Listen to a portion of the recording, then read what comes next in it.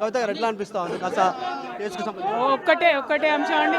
న్యాయం న్యాయం న్యాయం వర్ధిల్లుతుంది అనేటటువంటిది మన భారత న్యాయ వ్యవస్థ మళ్ళొకసారి నిరూపించింది. చాలా చాలా సంతోషంగా ఉంది. ఎందుకంటే పర్టికులర్గా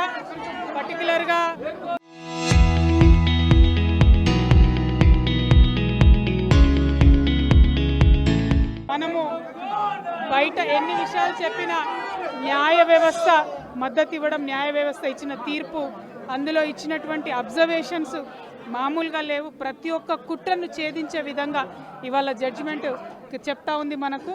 అండ్ ఈ టైంలో పార్టీ పెట్టబోయే ముందు మాకిది ప్రకృతి ఇచ్చినటువంటి ఒక ఆశీర్వాదంలాగా, భగవంతుడు ఇచ్చినటువంటి ఆశీర్వాదంలాగా మాకందరికీ, మా కుటుంబ సభ్యులకు, నాతో పాటు కలిసి నడుస్తున్న అక్క చెల్లెలకు, అన్న తమ్ములకు, ప్రతి ఒక్కరికి 1000 ఏనుగుల బలాన్ని ఇచ్చిందని నేను నిన్న అంతా విమర్శించారు, కుటుంబ సభ్యులతో సహా కొంత వ్యతిరేకించారు. బీఆర్ఎస్ పార్టీ వాళ్ళు వ్యతిరేకించారు, వాళ్ళు మాట్లాడారు మీ వల్లనే ఓడిపోయింది అంటారు. వాళ్ళకి ఏం సమాధానం చెప్తారు? నేను ఒకటే మాట చెప్తున్నా అండి, తెలంగాణ ప్రజలందరికీ తెలుసు పార్టీ ఎందుకు ఓడిపోయిందో, ఎవరి వల్ల ఓడిపోయిందో. కేవలం మనం కొన్ని పనులు చేయలేకపోవడం ద్వారా, మన ధోరణి ఒక అహంకారపూరిత ధోరణి అనేటటువంటి ఒక చర్చ విస్తృతంగా వెళ్ళడం ద్వారా ఓడిపోయిందని చిన్న పిల్లవాడిని అడిగినా చెప్తారు. ఇప్పుడు మాత్రం నేనేదో ఓటమికి కారణం అన్నట్టుగా నా మెడలో ఓటమి హారం వేయాలని చూస్తూ ఉన్నారు కేటీఆర్ గారు. ప్రజల విఘ్నతకు వదిలేద్దాం. ఫ్యూచర్లో కూడా ఎన్నికలు వస్తాయి. ఎన్నికలు వచ్చినప్పుడు ప్రజల విజయాలు ఎవరికెంత కట్టబెడతారు కూడా చూద్దాం. మదర్తో ఏం మాట్లాడారు?